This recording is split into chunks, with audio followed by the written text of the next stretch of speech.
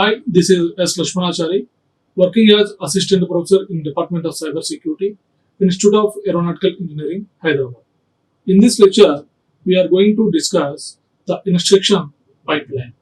Instruction is an command to the computer in order to perform some specific operation.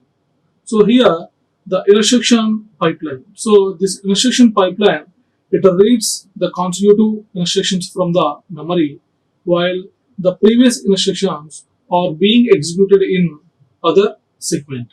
So instruction pipeline will read the consecutive instructions from the memory. So in general, the program it will be stored in the memory. So the memory it consists of several memory locations. So all that the instructions of the program will be stored in this memory. Okay, so this instruction pipeline it reads all these consecutive memory locations. Okay, so first initially the first instruction of the program will be fetched from the memory. After that, after fetching the instruction from the memory, then it has to be decoded. So every instruction it has three phases. So first one phase is a fetch. Fetch means retrieving the instruction from the memory. After fetching the instruction, then it has to be decoded. So decoded means in general we are writing the program using some low level language or high level language.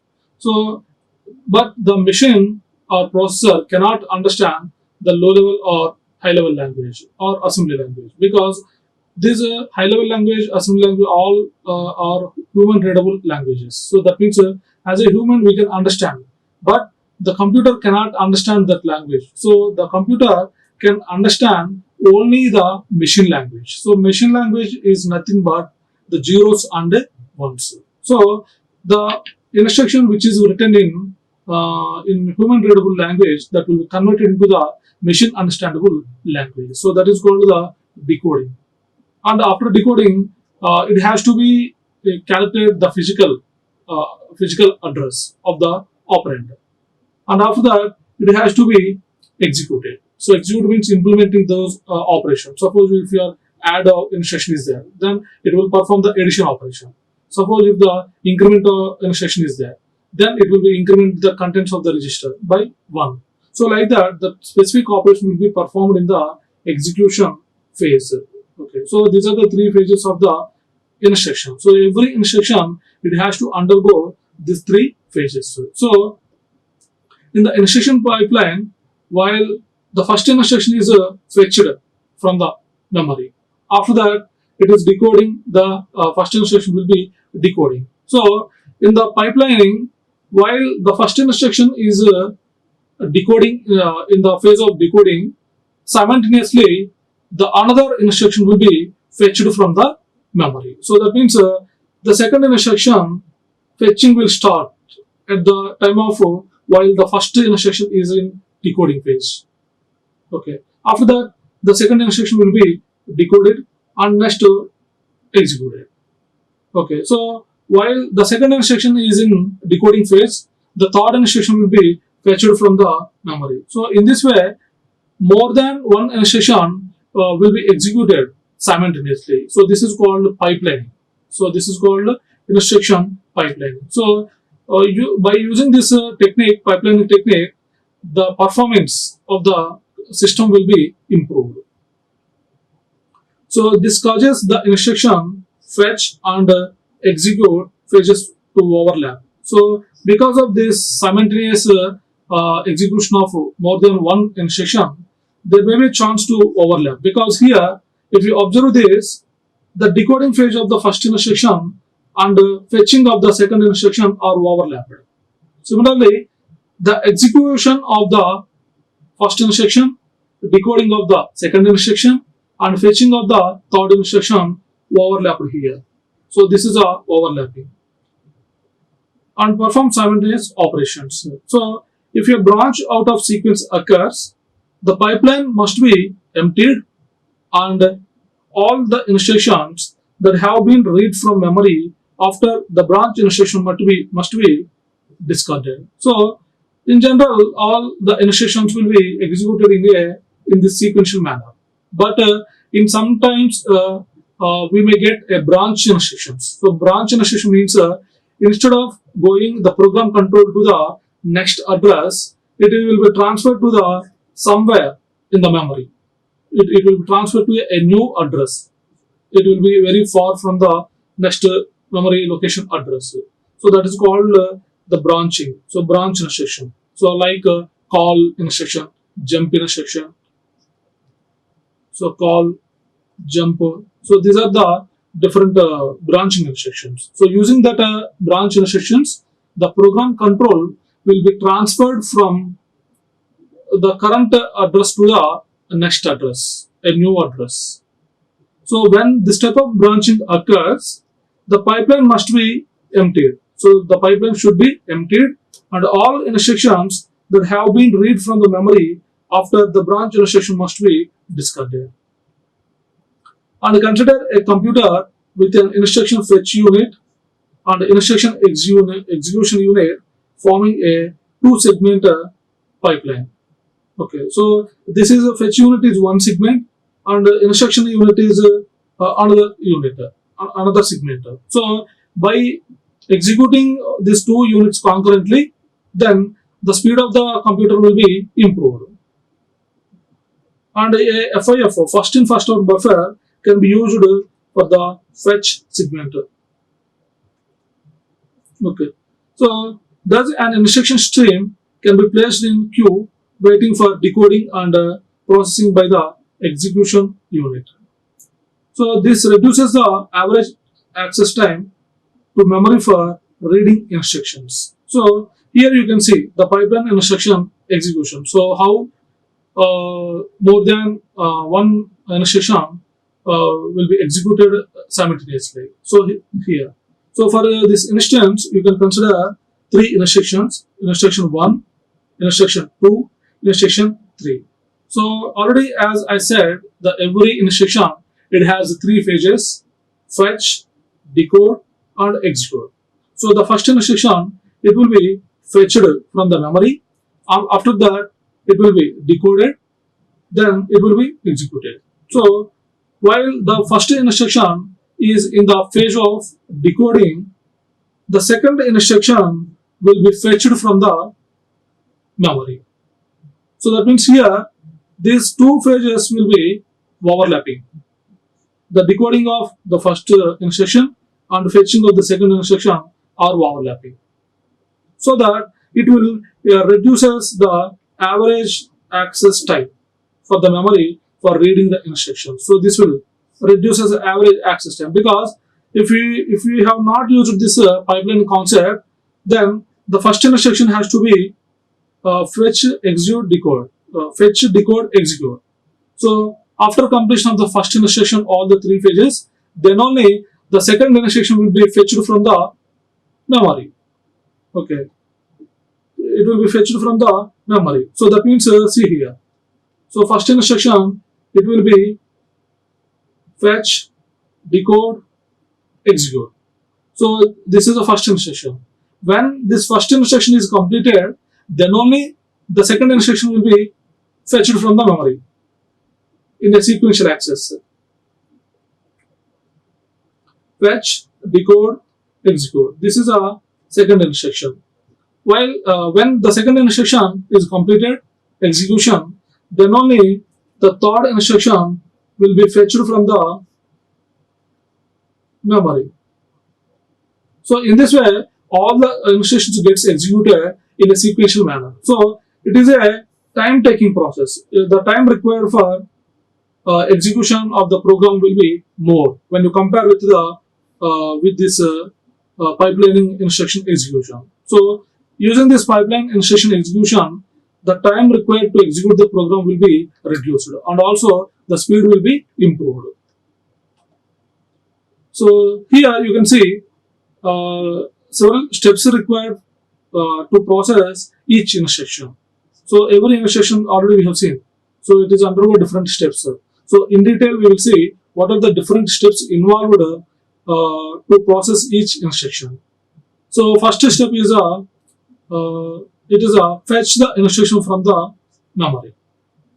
So we are storing the program in the memory. So from the memory, the instructions are fetching. That means we are retrieving the instruction from the memory. So that's why the first step is fetch the instruction from memory. After fetching, the second step is decoding the instruction.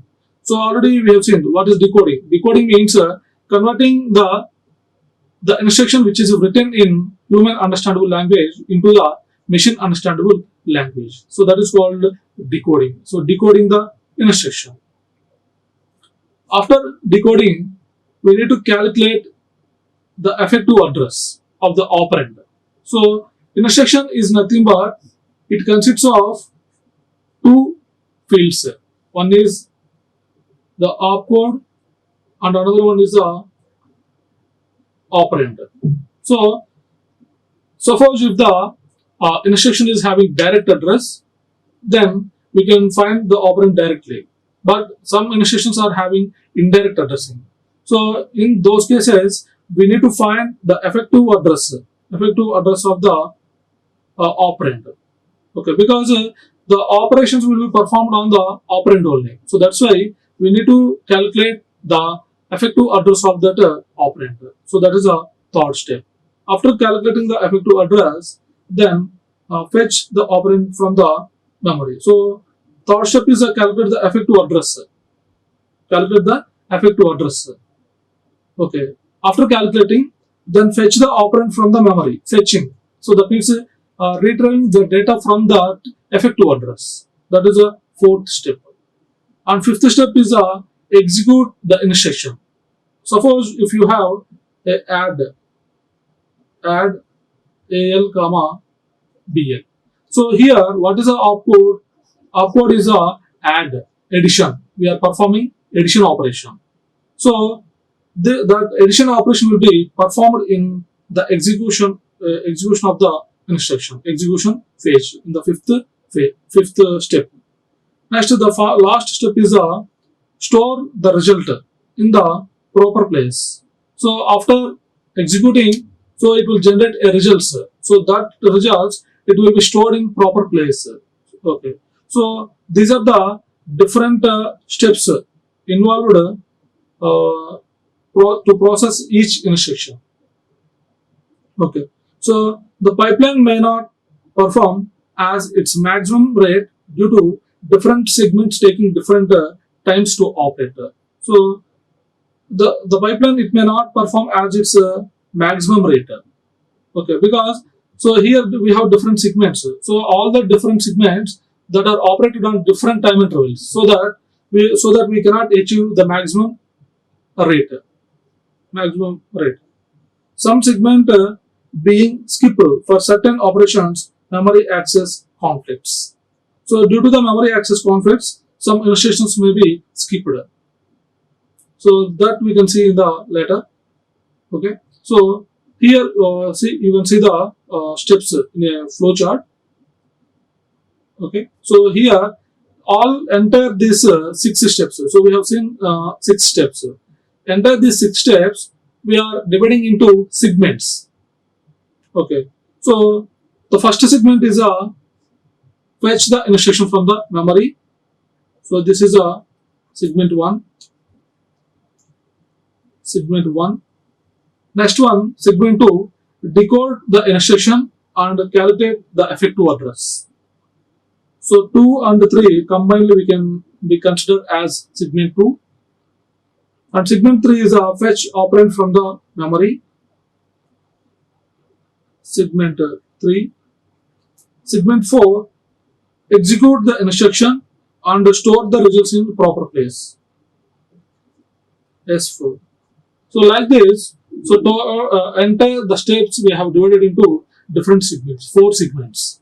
So segment 1 is the fetch the instruction from the memory, and segment 2 is the decode the instruction and calculating the effective address, and segment 3 is the fetch the operand from the memory, and segment 4 is the execute that instruction and store the results in proper place. Okay, so that are the 4 segments. So let's see. So in segment 1, so first the instruction will be fetched from the memory, and after that it has to be decoded and calculated the effective address. And here, see, if is there any branch, we are checking if any branch condition occurs. So if any branch condition occurs, then we have to update the PC. We have to update the PC because whenever the branch occurs, whenever the branch occurs, the program control will be transferred. So you can understand with this diagram, memory. Let us assume this is 4000 location, 401, 4002, 4003. Let us assume at the address 4001, we have a branch instruction like some call 5000. So whenever this instruction executed, so while the instruction which is available at 4000 location is executing, then the program counter will be loaded with the address of the next instruction. That means 4002. But whenever this branch instruction is executed, the PC already it is having 4200 address. So whenever this branching instruction occurred, then the program counter value will be updated with the address mentioned in the call instruction. So in the call instruction, whenever the call instruction executed, the program control will be transferred to 5000 address instead of going to 4002. So that is the meaning. So here the PC it holds the 4200 address. So now this will be overwrite with the updated value 5000. So now in 500, whatever the instruction is there, that will be executed. Okay. So that is a branching instruction. So whenever that branching occurs, then it will update the program counter and it will empty the pipeline. It will empty the pipeline and then the instruction will be fetched from the memory. Suppose if the branching not occurred, then we have to fetch the operand from the memory. After that, it will execute the instruction. Next, if there is any interrupt, then the interrupt will be handled by interrupt handler. Then it will update the PC. Then it will empty the pipeline, so that this process will be repeated. So these are the different 4 segments: segment 1, 2, 3, 4. So example here, you can understand this a 4 segment instruction pipeline. Okay. So assume that the decoding can be combined with calculating the effective address in one segment. So in the second segment, so first segment 1 is the fetching the instruction from the memory. And if you come to the segment 2, the steps 2 and 3 we have combined. So what is the step 2? Step 2 is decoding the instruction, and step 3 is calculating the effective address. So these 2 parts we have combined into a single segment. So that is a segment 2. And assume that the most of the instructions store the result in a register, so that the execution and storing of the result can be combined in one segment. So after that, segment 3 is the fetching the operand. Fetching operand. After that, segment 4. So segment 4 also we have combined the steps 6 and step 7. Okay. So step 6 is it is a executing the instruction. And step 7 is storing the result in proper place. Storing the result in proper place. So these 2 steps we have combined, and then it can be considered as a segment 4. So while an instruction is being executed in segment 4, the next instruction in sequence is busy fetching an instruction operand from the memory in segment 3. So the effective address may be calculated in a separate arithmetic circuit for the third instruction. So in this way, all that the segments will be operated in operated concurrently, so that the execution time will be reduced. So up to 4 sub operations in the instruction cycle can overlap, and up to 4 different instructions can be in progress of being processed at the same time. So at a time, 4 segments can be overlapped. Suppose if you see a three segment pipeline, so this is a three stage pipeline. That means fetch, decode, execute. But here in the 4 segment we have 4 stages. Okay, so at any point of time only the 4 segments can be overlapped. So here these are the overlapped area. So maximum of 3 segments can be overlapped. Similarly, in the 4 segment instruction pipeline, maximum 4 segments can be overlapped. So the same you can understand here. Okay, so here you can see the program, it contains several instructions. If you take the first instruction, okay, so already 4 segments we have seen. Segment 1 is it will be represented with a Fi, fetch the instruction from the memory. Second one, DA, decode the instruction and calculating the effective address. Third one segment is FO, fetching an operand from the memory.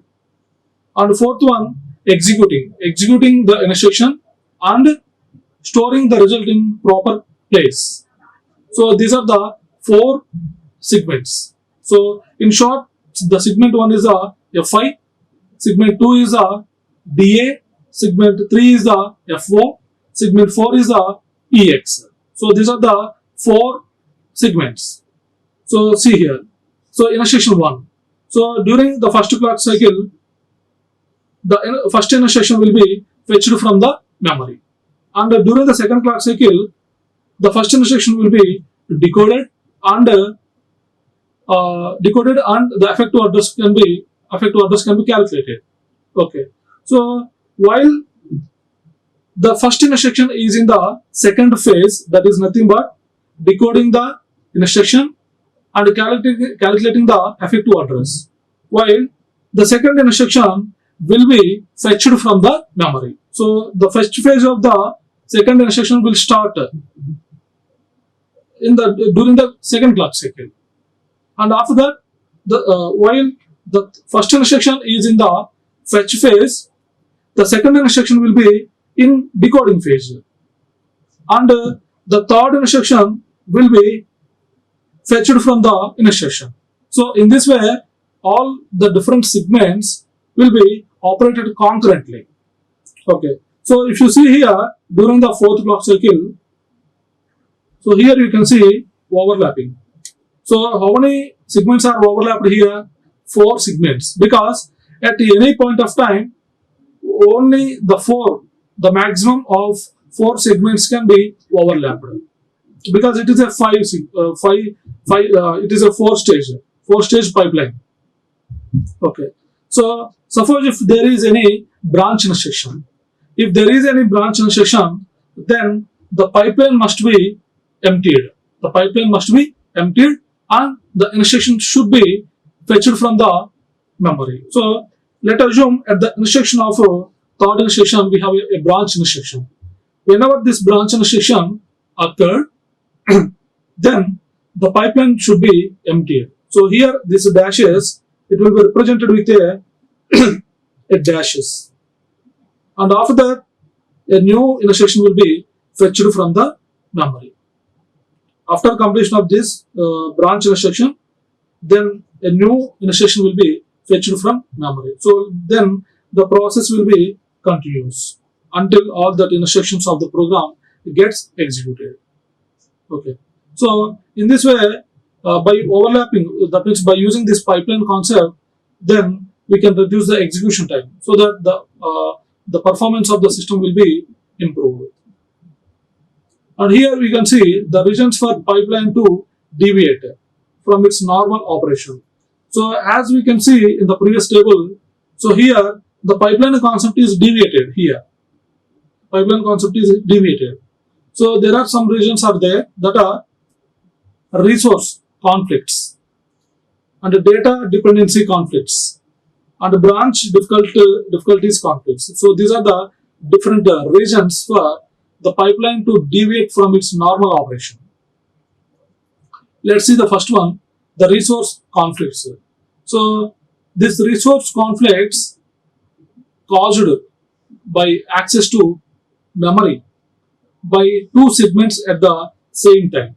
Suppose in a computer we have different resources. Suppose if you consider a memory, so memory is also a one of the important resource. So when this memory is accessed by the two segment S1 and S2 simultaneously at the same time, so that there is a this resource conflicts will occur. In a shared memory, only one segment can access the memory at a time. But here, two segments are trying to access the same memory. So that's why this type some conflicts will occur. So this type of conflicts is called resource conflicts. Most of these instructions can be resolved by using separate instruction and data memories. So by using a separate memories, then this type of resource conflicts can be overcome. And second one, data dependency. So data dependency conflicts arise when an instruction depends on the result of previous instruction, but still this result is not yet available. Suppose if you want to get the output of the expression A1 into B1 plus C1. So this is the expression. Suppose if you want to get the output of this expression, first we need to multiply, we need the result of the A1 into B1. So if we have that A1 into B1 result, then only we can perform the addition. So if the multiplication result is not available, then we have to wait until this multiplication result is available. So this type of conflicts is called data dependency conflicts. And the third one, branch difficulties conflicts. So these conflicts arise from program control instructions that may change the value of PC. So already in before we have seen. So how when a branching instruction is occurred, then we are updating the program counter. Okay. So in those cases, this branching instruction difficulties will occur.